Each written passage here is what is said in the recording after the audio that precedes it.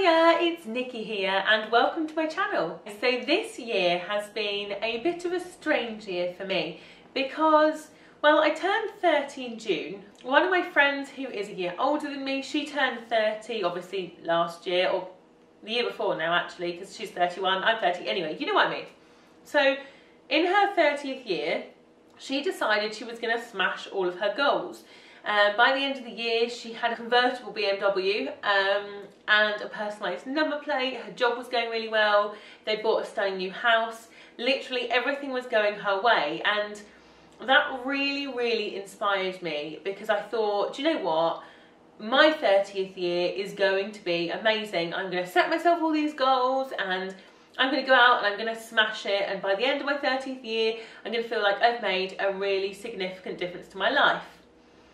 Well, that is a lot of pressure to put on yourself. I didn't really think about it at the time. I've always been one of those people who puts an enormous amount of pressure on myself. So obviously I am now 30 and a half. I'm actually a bit more than that. And I haven't got there, which is gutting. So it's been a strange year for me. The reason I decided I wanted to make such a change for my 30th birthday was on reflection because I wasn't very happy with my life the way it was. Now, that sounds really dramatic and I don't want to be all dramatic and stuff like that. So let me kind of explain a bit to you. So when I was in school, I set up a business with my mum and we import and sell fair trade hair clips from South Africa. Now, that business is still going and I still love it, but I hated it because everyone used to say to me all the time, oh, you work for your mum. So I always intended on going out, getting a degree, doing my own thing in my own way, and kind of showing the world that I was more. After university, I got a job, a proper job as I like to call it, and I worked at a private bank in London in the marketing department. Now, I loved my job, but I hated being employed because I used to get told off by my boss for ridiculous things like the fact that I work really well at night. So I used to bring my work home and I would do it overnight and then take it into work the next morning.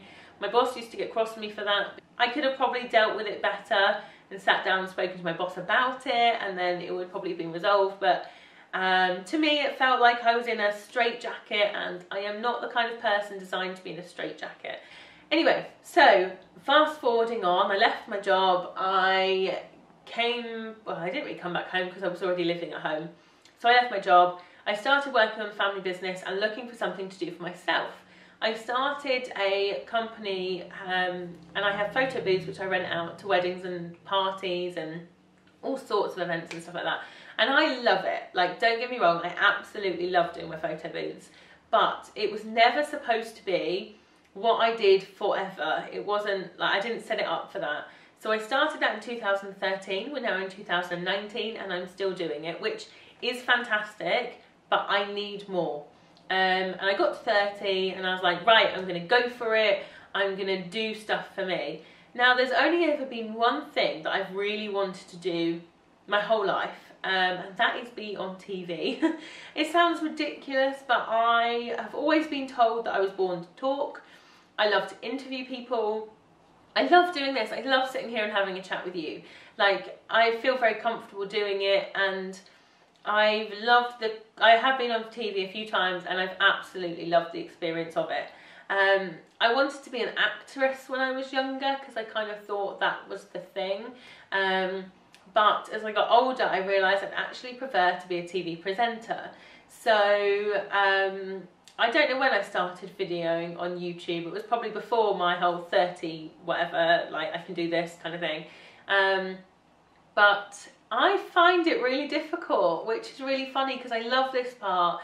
I love shooting the videos, but I don't get any enjoyment out of editing them. And that's really hard for me because obviously you need to edit videos. So I have got hours and hours of footage or videos that I've shot and loved shooting, and then never actually done anything with them, which is really sad because I'd love to be uploading regularly onto YouTube and doing a lot more of that kind of stuff, but yeah, I need to get on it and do it, really, is the honest truth.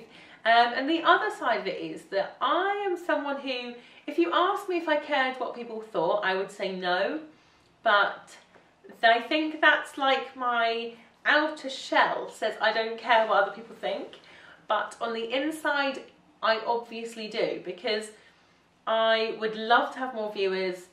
I'd love to have a bit of a community.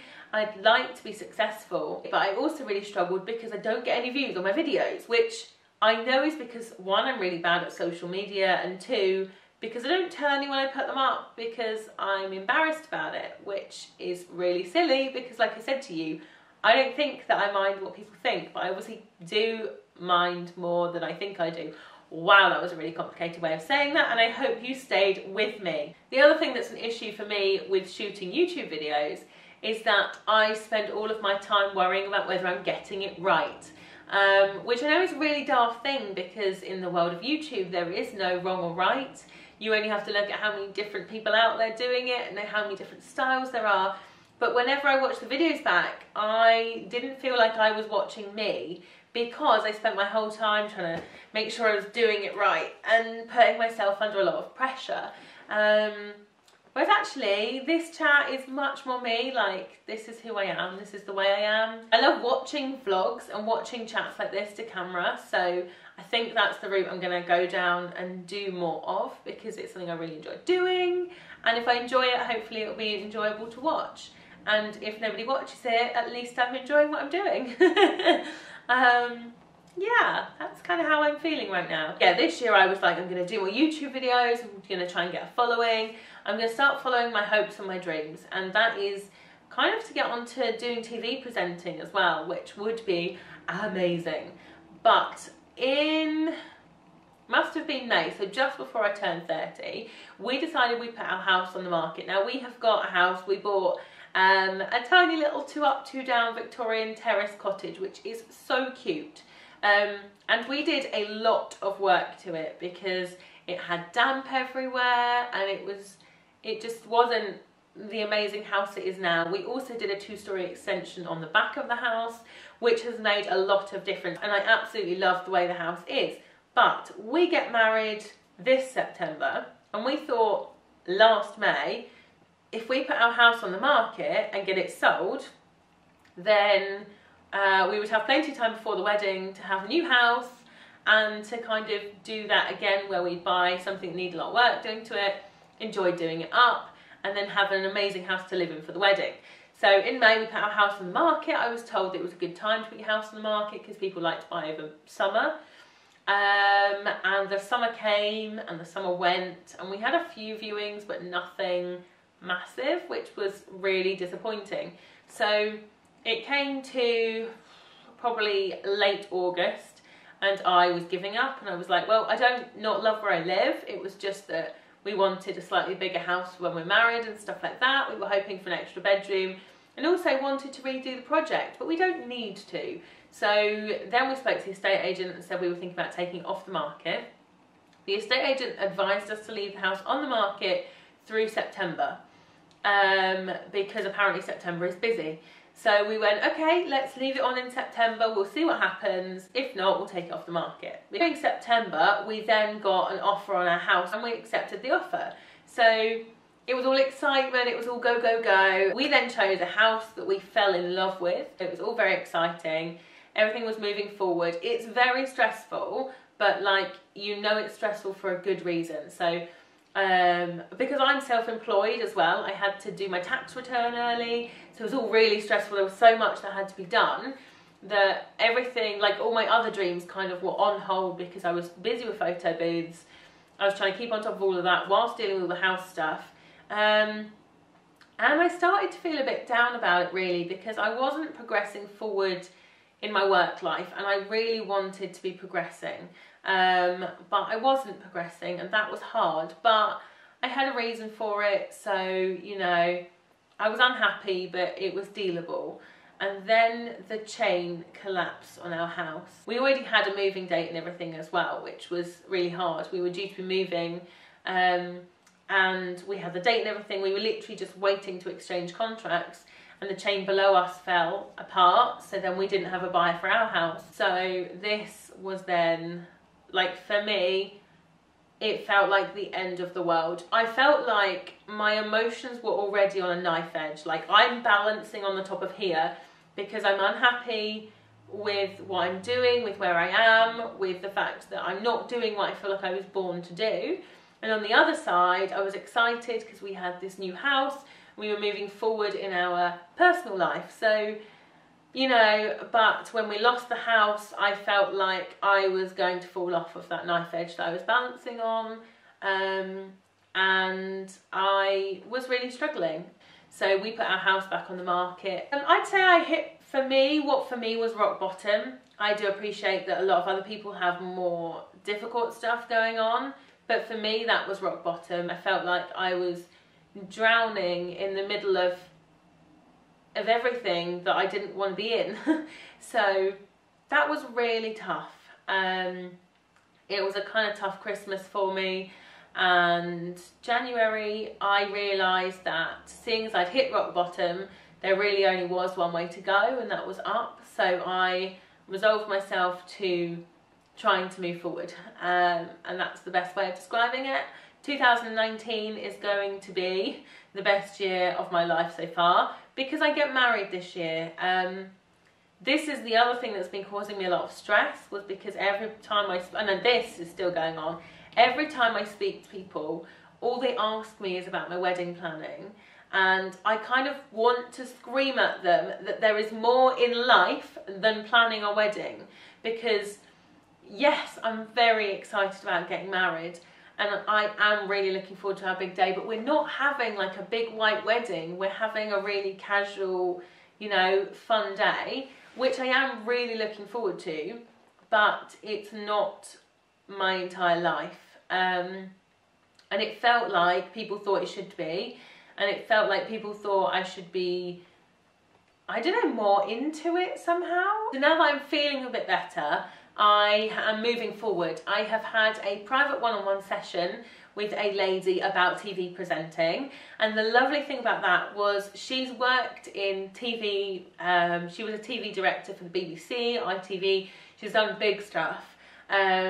And upon meeting her, we had a meeting. Sorry, I've just said meeting like 4 times there. Anyway, we had a chat. We were learning some techniques and all that kind of stuff. And she told me that she thought I would make a very good TV presenter, which just absolutely made me feel amazing. So this was a big step forward for me. I felt like, yes, it was something I could do.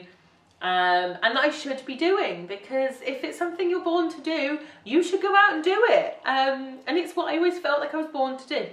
We spoke a lot about how I could get into TV presenting, and because I've got a business background, I've got a strong sales background, I've always been very good at sales. So she was suggesting I should look at doing a course that she was running in London, which was for presenting on a shopping channel. And that course I am in the middle of doing now, which is brilliant, and I'm absolutely loving it. So it's great because I'm learning in-ear talk back. I tell you what, I'm going to do a whole separate video basically telling you about what I'm learning on this course. But basically it's a really good course. I'm really enjoying it, and I feel like I am getting somewhere, which is fab. So I'm still doing the photo booths, I'm still loving doing those, but I am adding to my bow and I'm moving forward in my life. And then last week, I had these phone calls from the estate agent, and when I spoke to the estate agent, it turned out they had somebody who loved our house from the photos and wanted to arrange a viewing. So last Thursday, I had the viewing at 4 o'clock, and by 5:30, we had an offer in on our house. We happily accepted the offer. So that was fab. I suddenly felt like a bit easier about stuff because I was doing what I wanted to do, and this was kind of falling into place a bit. And Lee found the most perfect house for us ever, and I am so excited about it. I can't wait to actually show you our house. I can't do it yet because it's not ours yet, but we've had our offer accepted on it and everything is moving forwards. The day we found out that our offer had been accepted, the lead balloon just vanished from my stomach, and I felt like I could breathe for the first time in I don't know how long. I was excited, I was happy, and finally we were moving forwards. So that's kind of where I am right now. Aiming to move forward. I've got an amazing house. Oh yeah, it's all rather exciting. I'm very happy about all of that. And I feel like my life is getting back on track. And along with that, I'm going to do more videos. I am not going to worry about what I do or how I do it. I'm going to just be me. And I hope that if people do watch my videos, they will enjoy them. They will want to join me again for my next one. And maybe I will get a bit of a following. So keep your fingers crossed for me. If you do fancy it, you can subscribe to my channel. The next video I think I'm going to do is going to be a tour of our house, our old house, the one we're selling, because it is lovely. I do love our house, and I would love to have a video showing around it so that I never forget what we did and how we made it our own, because it's our first house, so I do love it. And I will always love it, and it'll always hold a very special place in my heart. And I'm now quite sad that it's sold.